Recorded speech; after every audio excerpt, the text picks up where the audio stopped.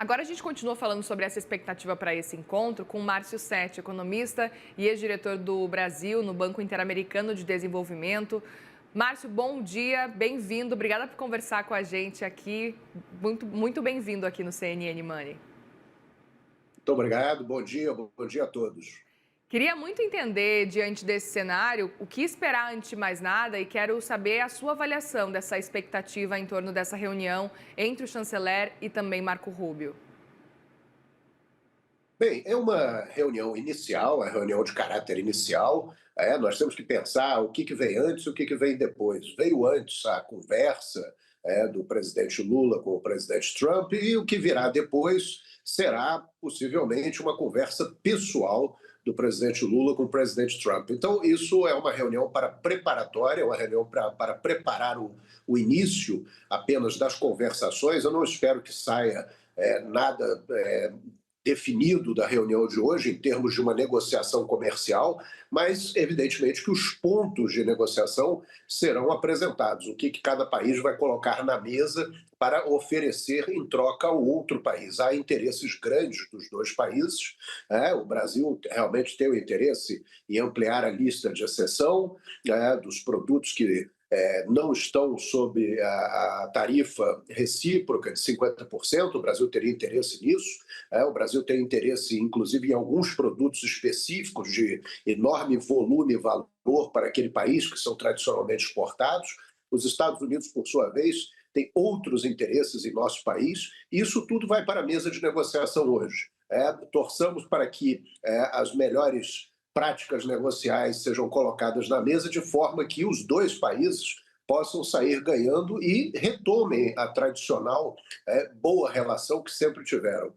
Pois é interessante esse ponto para a gente ficar atento, inclusive, do quais são os argumentos que o Brasil pode utilizar agora. Por exemplo, a gente pode falar sobre o déficit comercial que o Brasil tem com os Estados Unidos, ao contrário do que Donald Trump estava argumentando, focar nessas questões comerciais e evitar questões políticas ou então jurídicas, como a gente vinha vendo Donald Trump falar, por exemplo, na rede social. Esse é um caminho, na sua avaliação, que pode vir fazer sentido, levando em consideração também a questão de terras raras, que a gente sabe o quanto os Estados Unidos estão interessados nesse momento, nesse processo especificamente, Márcio?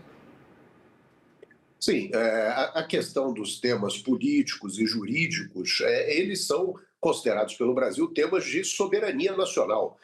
E muito provavelmente o Brasil vai procurar não colocar isso na mesa de negociação, embora talvez os Estados Unidos, muito provavelmente, toquem nesses pontos. Mas os grandes temas de interesse, volto a dizer, são temas econômico-comerciais. Os Estados Unidos realmente, como você muito bem disse, tem a questão da posição superavitária em nossa balança, isso é verdade, e isso mostra que eles já têm uma boa capacidade já vem explorando o mercado brasileiro de uma forma bastante positiva, bastante assertiva.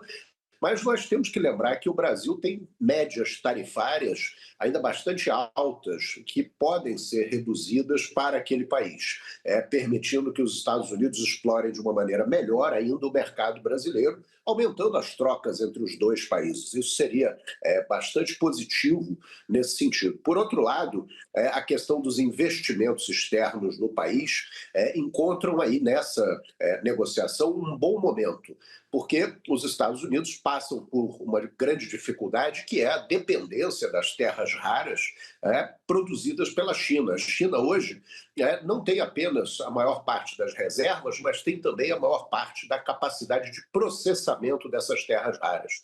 O Brasil tem reservas, mas seria um bom momento para recebermos investimentos aqui, para que pudéssemos não apenas ampliar a exploração dessas terras raras, mas também a capacidade de processamento dessas terras raras no Brasil, de forma que os Estados Unidos pudessem contar com o seu parceiro hemisférico tradicional, que é o Brasil, e reduzir a dependência do mercado chinês. Então, isso são temas que, evidentemente, estarão na mesa de negociação hoje.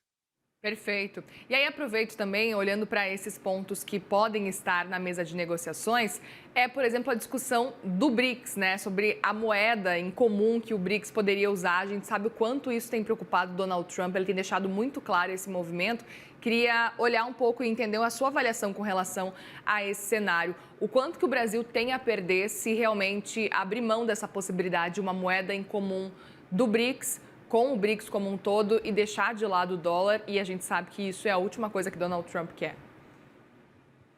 Exatamente. O governo norte-americano ele repudia esse tema sendo tratado internamente no âmbito dos BRICS e é entendido como um tema anti-americanista, como um tema anti-ocidental.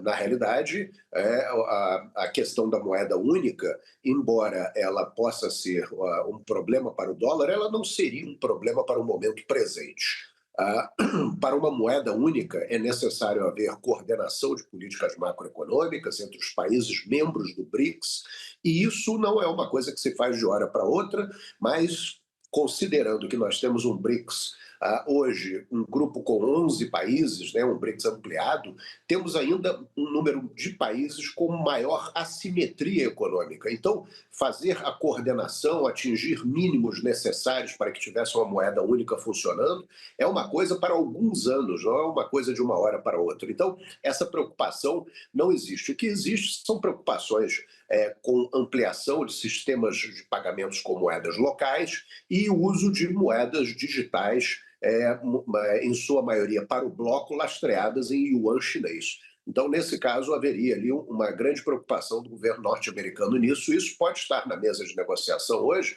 com um pedido para que o Brasil pare de tocar nesse assunto publicamente, dando enfoque ao tema, reduzindo aí a sua colocação a favor, porque há aí também para o Brasil no rol dos riscos políticos, a tomada de posição internacional, que para os Estados Unidos, nesse momento, não soa muito bem e que seria de bom alvitre, nesse momento, na mesa de negociação, o Brasil deixar de lado esse tema, até porque não é um tema, moeda única, não é um tema para o curtíssimo prazo. Pois é, esse é um ponto importante. Ao mesmo tempo, se existir a possibilidade, por exemplo, de Donald Trump forçar a barra e querer realmente uma confirmação, porque ele disse essa semana justamente sobre isso, de que ele precisa de uma confirmação de que o BRICS vai deixar isso de lado, levando em consideração o quanto Donald Trump acredita que o BRICS, na verdade, existe para prejudicar outros países, como Donald Trump tem deixado claro. E aí, o que o Brasil poderia oferecer em troca e o quanto o Brasil poderia sair perdendo? Seria possível, na sua avaliação, Márcio, o Brasil evitar o assunto, desconversar e conseguir passar ileso por esse caso específico envolvendo o BRICS? Olha, a questão dos BRICS é uma questão que irritou o governo norte-americano desde do início desse ano. Tá? Foi um dos primeiros temas publicamente colocados pelo governo do presidente Trump, inclusive com a ameaça de imposição de sobretaxa se o assunto ganhasse mais espaço. E esse assunto, pouco a pouco, foi sendo colocado de lado publicamente pelos membros originários dos BRICS. O Brasil ainda manteve esse assunto em voga durante algum tempo, mas mesmo agora o assunto parece perder força. Então, o Brasil aí tem um momento que ele pode simplesmente não ficar defendendo publicamente a adoção de uma moeda única dentro do âmbito dos BRICS, mas a verdade é que a negociação entre os dois países se faz muito importante, uma vez que, se não forem reatadas as tradicionais relações econômico-comerciais entre o Brasil e os Estados Unidos, o Brasil mais e cada vez mais se aproxima da China como parceiro comercial preferencial, e a China já é nosso maior parceiro comercial. Então veja que nós vamos aumentando a nossa proximidade com a China em termos de aumento de exportações, em termos de ampliação de investimentos. Então os dois países começam a se aproximar mais, uma vez que o Brasil perde espaço no território do mercado norte-americano. E há tanta coisa que o Brasil pode explorar nessa relação com os Estados Unidos. Os Estados Unidos podem ter interesse na ampliação das cadeias de valor entre os dois países, de forma que cadeias complementares gerem mais emprego dentro dos Estados Unidos. Há interesses norte-americanos aqui para patentes, para marcas. Os Estados Unidos têm 6% das marcas no território brasileiro, tem 30% das patentes. Nós poderíamos oferecer também a maior celeridade na avaliação dos processos dessas marcas e patentes, para que possa ampliar e aumentar a velocidade dos investimentos aqui no Brasil. Então, há muitas coisas que podem ser ofertadas e que não estão sendo tão discutidas atualmente, mas que há espaço para essas coisas. Então, o Brasil deve saber explorar bem esse espaço, embora haja outros problemas aí que o Brasil deva tomar cuidado, como, por exemplo, a seção 301. Os Estados Unidos colocaram o Brasil sob a investigação para temas variados, e isso também pode estar na mesa de negociação na reunião entre o chanceler Mauro Vieira e o secretário Marco Rubio. Muito bem. Márcio Setti, economista, ex-diretor do Brasil no Banco Interamericano de Desenvolvimento. Muitíssimo obrigada mais uma vez pela conversa aqui com a gente. Volte sempre aqui no CNN Money, viu? Claro, com prazer. Um bom dia a todos. Obrigada. Um bom dia.